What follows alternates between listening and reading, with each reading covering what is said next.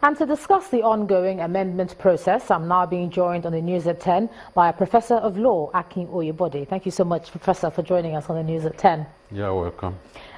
What's your impression about this ongoing process? Just tell us that generally before we get into the specifics.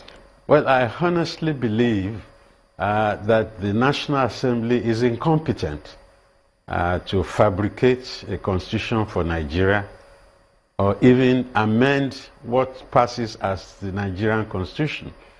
Except, of course, if they are looking at the 1999 constitution as just another statute. Maybe on that basis they will have some point, because that constitution is actually Decree 24 of 1999. I'm saying this because the primary function of legislatures, at least in so many countries that we know of, is that of making law for the peace, order, and good government of the countries, not to make a constitution or amend same. I hasten to add that the amending formula in constitutions in various countries of the world is usually made a little bit, it's entrenched, complex, so that it's not an easy thing.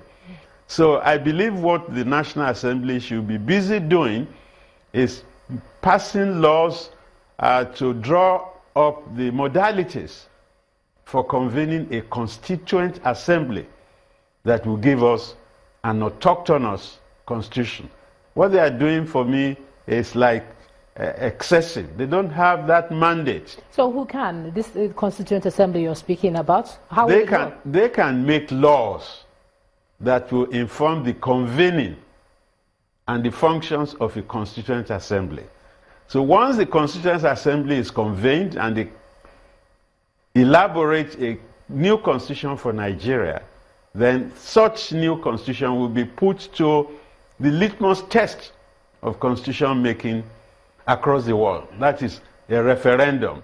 So if the Nigerians vote and endorse what the Constituent Assembly gives us, 51% of the electorate, then we'll say a new constitution has come into being. Because right now, you have to remember the history of efforts to amend the constitution. Under Obasanjo's watch, about 118 amendments were suggested for the constitution. Well, that went through a sorry pass. Then also, on the 7th Assembly, I believe, chalked up to 62 or thereabout amendments, proposals.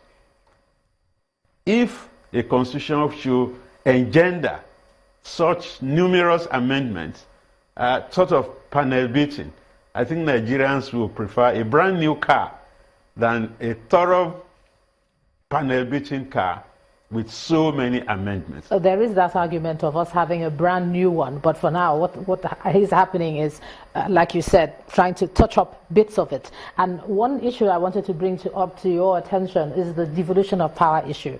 A lot of Nigerians hoped it would go differently. It didn't. So what do you make of that? No, I'm not altogether surprised.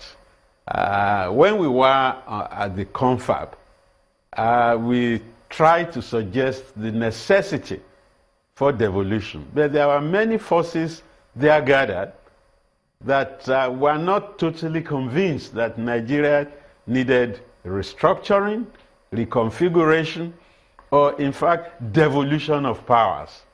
And I'm not surprised that at the present point in time, there are so many members of Senate that have a vested interest in maintaining the status quo. So for me, they've lost the time and the opportunity. It's a missed opportunity to make a statement when the only game in town right now is devolution of powers, what they call restructuring. If you don't restructure Nigeria, then Nigeria will die. It's as simple as that. Do you think that has turned people off the process if that one issue was not solved?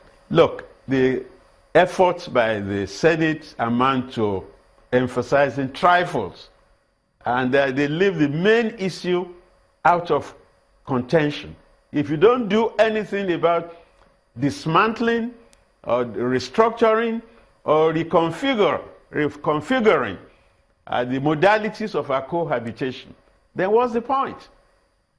Quite sincerely, we have to speak the truth to ourselves. Without restructuring, without rethinking and elaborating the modalities of our coexistence, really, they've lost the game. There were a set of people that were a bit happy. Local government autonomy made them at that level happy that, you know, they had voted for. But what sort of autonomy are we talking about? What shape would it take, would you think? In my view, in fact, the Constitution should not talk about local governments. You remember the late Chip O'Neill, Speaker of the House of Representatives in the United States.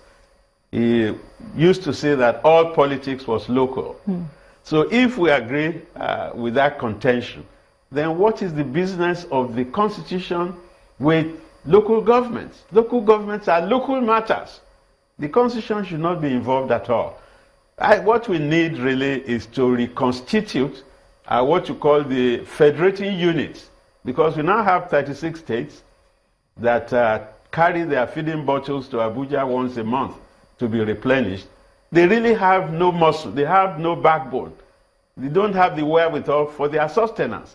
So the primary issue is to reconstitute, reformulate the units that comprise the federation, if indeed we want to be a federal government. What we have now is a quasi-unitary military imposition which lacks credibility, is counterproductive, is dysfunctional, and in fact gives the impression, just impression, that we are a federation, when in actuality we are a unitary setup. The military have always been uncomfortable with federalism, and that's why they could not think of any other arrangement but a quasi-unitary setup. I think Nigerians have come of age.